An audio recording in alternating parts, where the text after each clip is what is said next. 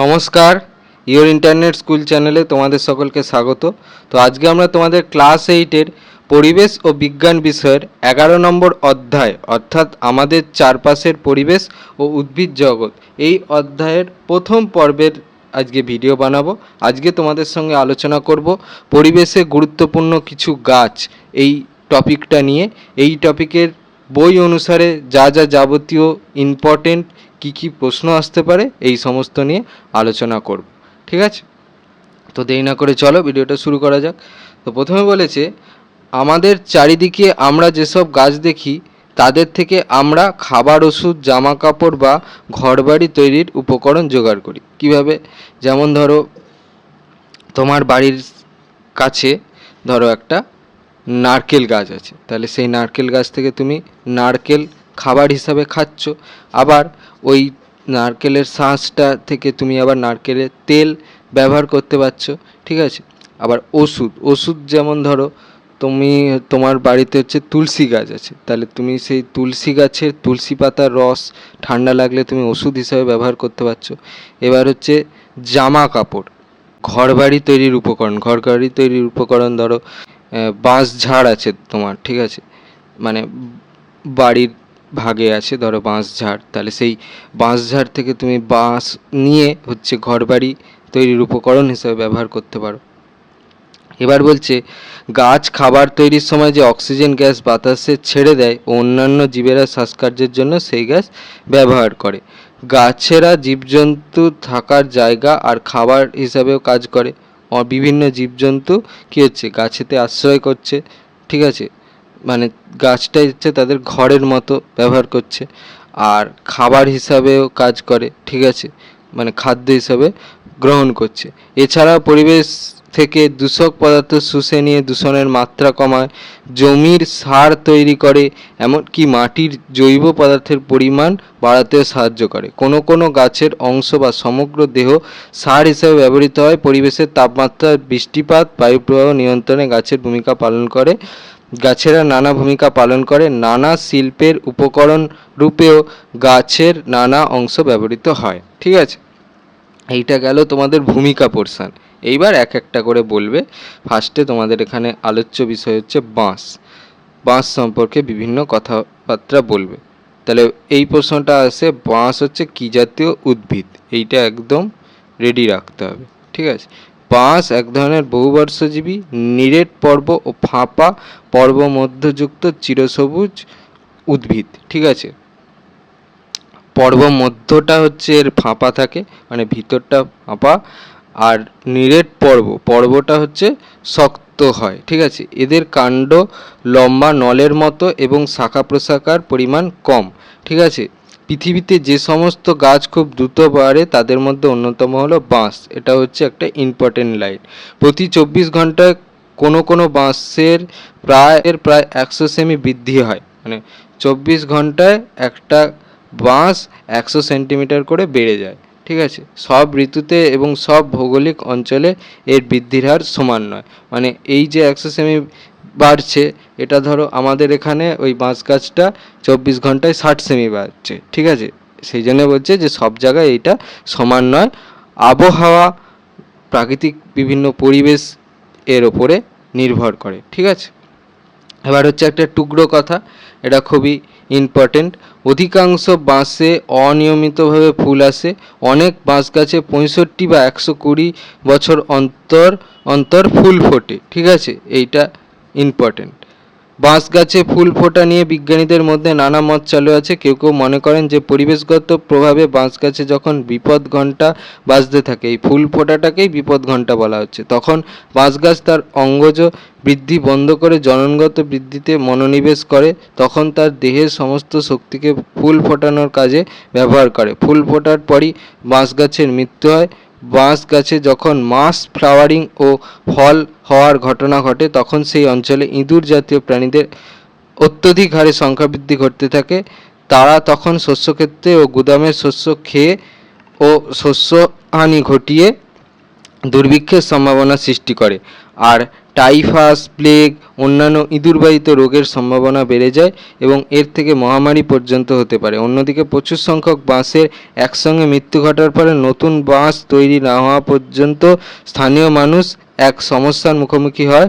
ঘরবাড়ি তৈরির উপকরণ না পেয়ে বহু মানুষ গৃহহীন হয়ে পড়ে। ঠিক আছে, তাহলে এইটা হচ্ছে একটা টিকা লেখ হিসাবে আসতে পারে বা ছোট প্রশ্ন হিসাবে আসতে পারে যে বিপদ ঘণ্টা বলতে কী বোঝো, মাস ফ্লাওয়ারিং কি, এই প্রশ্নগুলো খুব আসে, তখন এখান থেকে লিখতে হবে। এবার হচ্ছে একটা বাঁশের প্রজাতির নাম লেখো, তখন তোমাকে এটা বলতে হবে। বঙ্গোপসাগরের উপকূল বরাবর জন্মানো বাঁশের একটা প্রজাতির নাম হচ্ছে মেলোকানা বাম্বুসোডিস। এতে প্রতি 30 থেকে 35 বছর অন্তর অন্তর ফুল ফোটে ও ফল আসে, তখন এই ক্ষতিকারক প্রভাব লক্ষ্য করা যায়। ঠিক আছে, এটা 3 নম্বর মানের প্রশ্ন হিসেবে আসতে পারে বা 5 নম্বর মানের প্রশ্ন হিসেবে আসতে পারে যে কি কি প্রয়োজনে বাঁশ ব্যবহার করা হয়। এখানে অনেক পয়েন্ট দেওয়া আছে, পড়ে দিচ্ছি আমি। বাঁশের নরম কাণ্ড, গোড়া আর পাতা হলো বিশ্বের বিপন্নতম প্রাণীগুলোর অন্যতম প্রধান খাদ্য। ঠিক আছে, তাহলে বাঁশকে কোন কোন প্রাণী খাদ্য হিসেবে গ্রহণ করে, তখন এখান থেকে তোমাকে বলতে হবে। চীনের জায়ান্ট পান্ডা, নেপাল ও ভারতের রেড পান্ডা এবং মাদাগাস্কারের লেমুর, আফ্রিকার গরিলাদেরও অন্যতম প্রধান খাদ্য হলো এই বাঁশ। শিম্পাঞ্জি ও হাতিরাও বাঁশকে খাদ্যরূপে গ্রহণ করে। পরবর্তীতে দুয়ে বলেছে লাওস, মায়ানমার, থাইল্যান্ড ও চীনের উনান প্রদেশে জন্মানো বাঁশের গোড়ায় এক ধরনের পোকা জন্মায়। এরা বাঁশের নরম কাণ্ড খায় আর স্থানীয় মানুষ এই পোকার লার্ভাদের খাদ্যরূপে গ্রহণ করে। বাঁশের গোড়া থেকে বেরোনো নতুন কচি কাণ্ড এশিয়ার বিভিন্ন দেশে অত্যন্ত সুস্বাদু খাদ্যরূপে ব্যবহৃত হয়, যদিও ব্যবহারের আগে এর মধ্যে থাকা অত্যন্ত বিষাক্ত পদার্থকে নিষ্কাশন করে নেওয়া হয়। বাঁশের এই নরম কচি কাণ্ড থেকে নানা পানীয় প্রস্তুত করা হয়। দক্ষিণ পূর্ব এশিয়ার নানা জায়গায় স্যুপকে গরম করা ও ভাত রান্নার পাত্ররূপে বাঁশের ফাঁপা কাণ্ডকে ব্যবহার করা হয়। এছাড়া রান্নার কাজে বাঁশের তৈরি নানা উপকরণ ব্যবহার করা হয়। ভারতবর্ষে বাঁশ কাগজ তৈরি, ঝুড়ি বা চুপড়ি, ছাতার বাঁট, ফুলদানি, ট্রে, বাঁশি, নানা ধরনের খেলনা এবং এমনকি ঘর সাজানোর কাজে ব্যবহার করা হয়।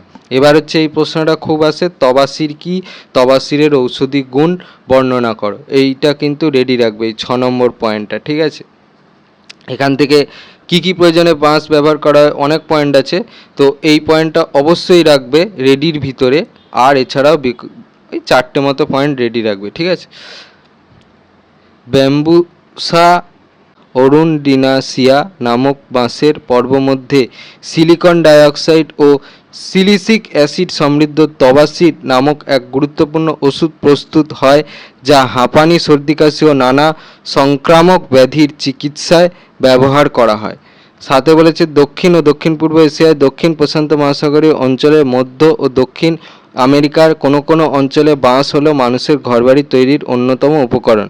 এছাড়া নদীর ওপর সাঁকো তৈরির কাজেও হাজার হাজার বছর ধরে মানুষ বাঁশকে ব্যবহার করে চলেছে। বাঁশের তন্তুর ব্যাস 3 মিলিমিটারের কম, তাই ব্যাম্বু ফ্যাব্রিককে ইদানিং জামা কাপড় তৈরির কাজেও ব্যবহার করা হচ্ছে। ঠিক আছে, তাহলে এই ব্যাম্বু ফ্যাব্রিক কি, এইটা বললে তখন এখান থেকে লিখে দিও। ঠিক আছে, এটাও একটা প্রশ্ন আসতে পারে, রেডি রাখবে। এতে আছে হচ্ছে কচুরিপানা। কচুরিপানা একটি জলে ভাসমান বহুবর্ষজীবী উদ্ভিদ।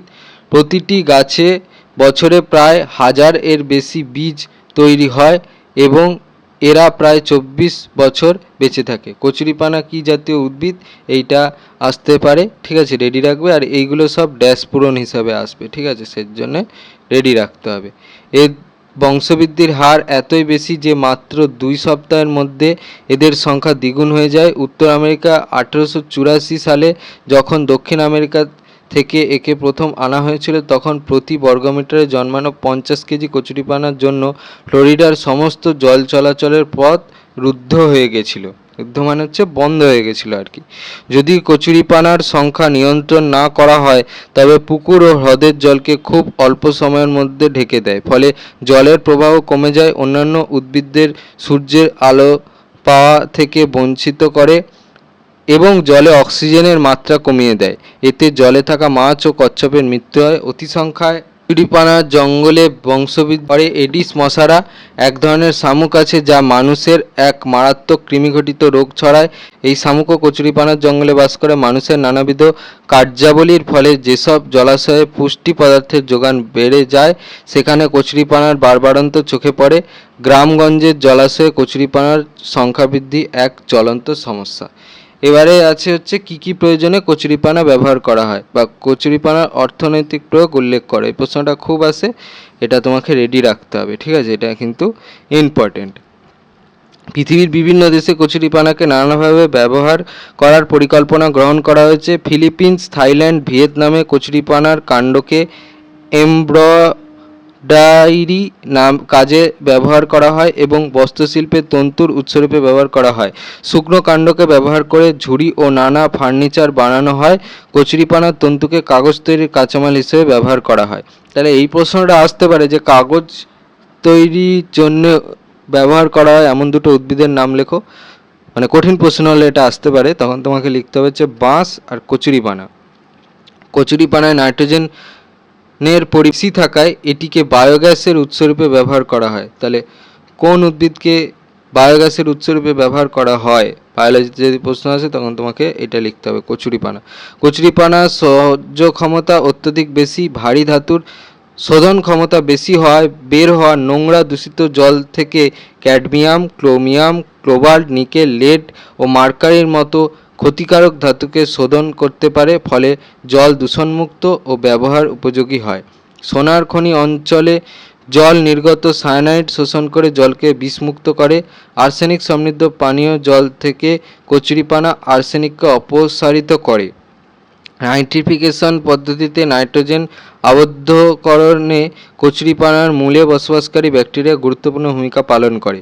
কচুরিপানায় নাইট্রোজেন তথা প্রোটিনের পরিমাণ বেশি থাকায় পশুখাদ্য রূপে এর কদর ক্রমশ বেড়েছে, কিন্তু এর অতিরিক্ত ব্যবহার কিন্তু বিষক্রিয়া সৃষ্টি করতে পারে। সার হিসাবেও একে নানা জায়গায় ব্যবহারের প্রচেষ্টা গ্রহণ করা হচ্ছে। তাহলে তোমাদের এই কী কী প্রয়োজনে কচুরিপানা ব্যবহার করা হয়, এখানে 6টা মতো পয়েন্ট আছে। 6টা পয়েন্টই রেডি রাখো, অসুবিধা কী আছে? 5টা পয়েন্ট এমনি তোমাকে রেডি রাখতে হবে, তাই একটা বেশি রেডি রাখবে, অসুবিধার কিছু কারণ নেই। এবার পরবর্তীতে যে উদ্ভিদ সম্পর্কে তোমাদের বলেছে সেটা হচ্ছে শাল। এই প্রশ্নটা খুব আসে, শাল কি জাতীয় উদ্ভিদ, তখন তোমাকে এটা লিখতে হবে। শাল একটা বহুবর্ষজীবী কাষ্ঠল দ্বিবীজপত্রী বৃক্ষ জাতীয় উদ্ভিদ। কাষ্ঠল মানে হচ্ছে যার কাণ্ডটা হচ্ছে শক্ত, ঠিক আছে, কাঠের মতো শক্ত একদম। এটি একটি পর্ণমোচী জাতীয় গাছ যা পরিণত হতে প্রায় 50 থেকে 30 বছর সময় নেয়। শাল গাছের জঙ্গলে বাঘ, হাতি, চিতাবাঘ, ভাল্লুক, বুনো খরগোশ, বুনো শুয়োর ইত্যাদি প্রাণী বেশি চোখে পড়ে। এবার হচ্ছে কী কী প্রয়োজনে শাল গাছ ব্যবহার করা হয়। এই প্রশ্নটা অতটা ইম্পর্টেন্ট নয়, কিন্তু তাও রেডি রাখবে, ঠিক আছে। কাঠ হিসেবে ব্যবহার করা হয়, শাল কাঠের খাট হয়, ঠিক আছে। এছাড়াও দেখো বিভিন্ন জায়গায় ব্যবহার করা হয়। খুঁটি আসবাবপত্র, মানে শাল কাঠ হচ্ছে শক্ত আর রিলায়েবল কাঠ, সেই জন্য হচ্ছে একে বিভিন্ন ইম্পর্টেন্ট জায়গায় কাঠের কাজে ব্যবহার করা হয়। খুঁটি, আসবাবপত্র, জানালা দরজার কাঠের ফ্রেম, পাটাতন, নৌকা জাহাজের জেটি, সেতু প্রভৃতি তৈরি করার জন্য শক্ত টেকসই কাঠ পাওয়া যায় শাল গাছ থেকে। গাছ থেকে কাটার সময় কাঠের রং হালকা আর কাঠ কেটে ফেললে রাখলে গাঢ় বাদামি রঙের হয়ে যায়। তাহলে শাল গাছের কাঠ কিভাবে রং পরিবর্তন করে, কঠিন প্রশ্ন হলে আসতে পারে, তখন তোমাকে এখান থেকে লিখতে হবে, ঠিক আছে। নির্মাণ কাজে এই কাঠের চাহিদা আছে, কিন্তু এই কাঠ পালিশ করার উপযোগী নয়, ঠিক আছে। তাহলে লিখতে হবে, মানে প্রশ্ন যদি দেয় যে ড্যাশ কাঠ পালিশ করার উপযোগী নয়, তখন তোমাকে লিখতে হবে শাল কাঠ, ঠিক আছে। পাতা, উত্তর আর পূর্ব ভারতে শাল গাছের শুকনো পাতা দিয়ে থালা, বাটি, ঠোঙা তৈরি করা হয়, আর গ্রামাঞ্চলে জ্বালানি হিসেবে এর ব্যবহার হয়। ব্যবহৃত শালপাতা বা শালপাতার থালা গরু ছাগলের খাবার, ঠিক আছে। আঠা, শাল গাছের আঠা থেকে সুগন্ধযুক্ত লাল ধুনো পাওয়া যায়, যা ধূপ তৈরিতে, কাঠের যোগানের স্থানে প্রলেপ দেওয়ার কাজে, জুতো পালিশ ও অন্যান্য কাজে লাগে, ঠিক আছে। তাহলে এই সুগন্ধযুক্ত লাল ধুনো পাওয়া যায় কোন গাছের কাঠ থেকে, এই প্রশ্নটা আসতে পারে কঠিন প্রশ্ন হলে তখন তোমাকে এখান থেকে লিখতে হবে। আর এটা তো সবাই জানো, রজন, গুড়ি থেকে প্রাপ্ত রজন স্পিরিট বা বার্নিশ তৈরিতে কাজে লাগে। ট্যানিন, ছাল থেকে প্রাপ্ত ট্যানিন চর্মশিল্পে ব্যবহৃত হয়। আর হচ্ছে শাল বীজ, বীজ থেকে নিষ্কাশিত তেল প্রদীপ জ্বালাতে, রান্নার কাজে ও চকলেট প্রস্তুত করতে কাজে লাগে। সব ড্যাশ পূরণ আসবে, ঠিক আছে, রেডি রাখতে হবে। এবার হচ্ছে সুন্দরী। আর এই রজন কি, এইটা তোমাদের সহায়িকা বই থেকে রেডি রাখবে, না হলে হচ্ছে একটু অন্য কোনো জায়গা থেকে পড়ে নিও, ঠিক আছে। এবার হচ্ছে সুন্দরী। সুন্দরী কি জাতীয় উদ্ভিদ, এটাও আসে, ঠিক আছে। সুন্দরবনে লবণাক্ত অঞ্চলে মিষ্টি জলে সুন্দরী গাছ জন্মায়। নরম মাটিতে জন্মায় এই গাছ। এই গাছের চারপাশে মাটি ভেদ করে ছড়িয়ে ছিটিয়ে থাকা অসংখ্য ছোট ছোট মূল। প্রথম দিকে এরা বেশ নরম থাকলেও পরে শক্ত শক্ত সূচালো কাঠের মতো বেরিয়ে থাকে। এই মূলগুলো বাতাস থেকে অক্সিজেন নিয়ে সুন্দরী গাছকে বাঁচিয়ে রাখে। এই মূলগুলো সুন্দরী গাছের শ্বাসমূল। তাহলে সুন্দরী গাছের শ্বাসমূল কিভাবে সৃষ্টি হয়, এই প্রশ্নটা আসতে পারে, রেডি রাখতে হবে। এই গাছ বেশি বড় হয় না, চিরসবুজ লম্বা গাছগুলো সমুদ্রের কাছাকাছি থাকে। এই গাছকে লবণাম্বু বা ম্যানগ্রোভ উদ্ভিদ বলে। তাহলে ড্যাশ গাছকে লবণাম্বু বা ম্যানগ্রোভ উদ্ভিদ বলে, একবারে লিখে দিতে হবে সুন্দরী, ঠিক আছে। কাণ্ড বেশ শক্তপোক্ত, তবে নরম মাটিতে আটকে থাকার জন্য কাণ্ডের নিচের দিক থেকে বাঁকাভাবে কিছু অস্থানিক মূল বেরিয়ে মাটিতে প্রবেশ করে। নরম মাটিতে গাছকে অবলম্বন দেয়। এই মূলগুলোকে ঠেসমূল বলে। ঠেসমূল কাকে বলে, এটাও রেডি রাখবে। পাতার উপরের দিক সবুজ চকচকে, নিচের দিক হালকা সবুজ। সুন্দরী গাছের ফল ডিমের মতো, তবে একটু লম্বাটে ধরনের। ফলের রং খয়েরি। প্রত্যেকটা ফলে একটা করে বীজ থাকে। ফলের মধ্যে থাকা বীজ থেকে নতুন চারা তৈরি হয়। তাহলে সুন্দরী গাছের ফল কিসের মতো, কঠিন প্রশ্ন হলে আসতে পারে, তখন তোমায় লিখতে হবে ডিমের মতো। কি কি প্রয়োজনে সুন্দরী গাছ ব্যবহার করা হয়? সুন্দরী গাছের কাঠ আসবাব, বাড়ি ও খুঁটি তৈরিতে কাজে লাগে। এছাড়াও জ্বালানি হিসেবে এই কাঠ খুবই ব্যবহার করা হয়। গাছের ছালে থাকে প্রচুর ট্যানিন, যা চামড়া ও রং শিল্পে ব্যবহার করা হয়, ঠিক আছে। তাহলে রং শিল্পে কোন গাছের ছালকে ব্যবহার করা হয়, তখন তোমাকে লিখতে হবে সুন্দরী গাছ। এবার প্রচুর পরিমাণে সুন্দরী গাছ পাওয়া যেত বলেই সুন্দরবন নাম হয়েছে। সুন্দরবনের নাম সুন্দরবন হয়েছে কেন, তখন তোমাকে এটা লিখতে হবে। জনসংখ্যা বৃদ্ধি এবং বাসস্থানের জন্য এই অঞ্চলে প্রচুর পরিমাণে সুন্দরী গাছ কাটা পড়েছে। এছাড়াও জলে লবণের পরিমাণ বেড়ে যাচ্ছে, ফলে সুন্দরবনের সুন্দরী গাছ দ্রুত হারে কমে যাচ্ছে, যা নষ্ট করে দিচ্ছে সুন্দরবনের প্রকৃতিকে। এটি একটি বিলুপ্তপ্রায় উদ্ভিদ, তাই ঝড়খালিতে সুন্দরী গাছ প্রতিপালন ও সংরক্ষণ কেন্দ্র গড়ে তোলা হয়েছে। এটা প্রশ্ন আসবে যে কোথায় সুন্দরী গাছ প্রতিপালন ও সংরক্ষণ কেন্দ্র গড়ে তোলা হয়েছে, তখন এখানে লিখতে হবে। তবে বর্তমানে আইন করে সুন্দরী গাছ কাটা বন্ধ করা হয়েছে। এর পর্ব বা পার্টটা এই পর্যন্তই রাখলাম। পরের দিন হচ্ছে তোমাদের আছে মশলা নিয়ে। পরের দিন সেই পার্টটা আমরা যাব। সেই পার্টে কী কী ইম্পর্টেন্ট প্রশ্ন আসতে পারে, কী কী জায়গা তোমাদের ভালোভাবে পড়ে রাখতে হবে, সেই পার্টে যাব।